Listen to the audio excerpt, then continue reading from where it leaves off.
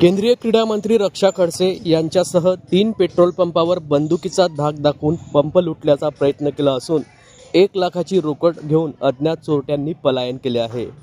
केंद्रीय क्रीडा मंत्री रक्षा खडसे यांचा पेट्रोल पंप सुरक्षित नाही तर सर्वसामान्य जनतेचं काय असा सवाल माजी मंत्री राष्ट्रवादी शरद पवार गटाचे नेते एकनाथ खडसे यांनी राज्य सरकारवर टीका करताना उपस्थित केला आहे। वर्दळीच्या पेट्रोल पंपावर असं होत असेल तर पोलीस प्रशासन काय करत आहे? अलीकडच्या कालखंडात जळगाव जिल्ह्यात कायदा व सुव्यवस्था बिघडली आहे। आजही मुक्ताईनगरमध्ये कॉम्बिंग ऑपरेशन केलं तर मोठ्या प्रमाणात कट्टे भेटतील। जळगाव जिल्ह्यात गांजा, अफू, ड्रग्ज याचं प्रमाण वाढलं आहे। कायदा व सुव्यवस्था अबाधित नाही। मागच्या काळात केंद्रीय क्रीडा मंत्री रक्षा खडसे यांच्या मुलीची छेड काढण्यात आली।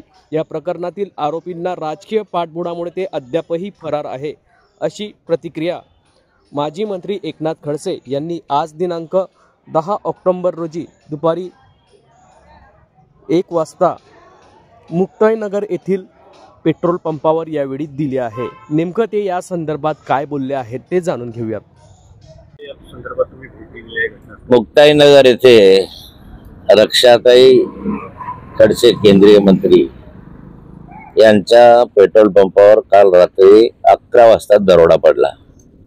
यामध्ये 5 लोक सामील होते। 2 मोटरसायकलवर आले होते। तिघांकडे कट्टे होते, बंदुका होत्या आणि या माध्यमातून त्यांनी धाक दाखवला आणि इथे सीसीटीव्ही कॅमेरे फोडले।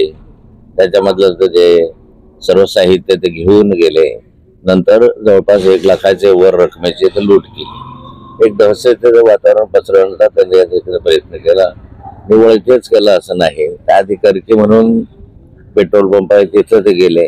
तिथेही त्यांनी असं लूटमार करण्याचा प्रयत्न केला। नंतर वरणगावला गेले, वरणगावला त्यांनी फायरिंग केलं। या ठिकाणी अशा स्वरूपाची घटना एकंदरीत घडली। माझं सरकारला एवढं म्हणणं आहे की केंद्रीय गृहमंत्र्यांची प्रॉपर्टी या ठिकाणी सुरक्षित नाही आहे, तर सर्वसामान्य माणसाचं काय? एक दिवसा ढवळा म्हणजे 11 वाजता हा मध्यवस्तीतला पेट्रोल पंप आहे। इथे गर्दी मोठ्या प्रमाणावर असते येणाऱ्या जाणाऱ्यांची आणि अशाच ठिकाणी पोलीस यंत्रणा काय करते? अलीकडच्या कालखंडामध्ये जळगाव जिल्ह्यामधली कायदा सुव्यवस्था बिघडलेली आहे। 2 वर्ष झाले इतक्या मोठ्या प्रमाणावर गुटख्याचे धंदे, गांजा, अफू, चरस हे याच्या संदर्भामध्ये कुठे 40 गावला पकडतात, मुक्ताईनगरला पकडतात। राजकीय संरक्षण असल्याशिवाय ह्या गोष्टी इथे घडू शकत नाही। पोलीस यंत्रणा राजकीय दबावाखाली काम करतात म्हणून या जिल्ह्यातली गुंडागर्दी वाढलेली आहे, चोऱ्या वाढल्या आहेत, दरोडे वाढलेले आहे। आता इथे कॉम्बिंग ऑपरेशन केलं तर शेकड्यानं या ठिकाणी आपल्याला देशी कट्टे मिळू शकतील अशी स्थिती आहे। पोलीस यंत्रणा हप्ते खाण्यामध्ये मशगूल आहे आणि या पोलीस यंत्रणा निष्क्रिय झालेली आहे। जिल्ह्यातलीच खूप मोठ्या प्रमाणावर दरोड्यांची वगैरे संख्या होत आहे।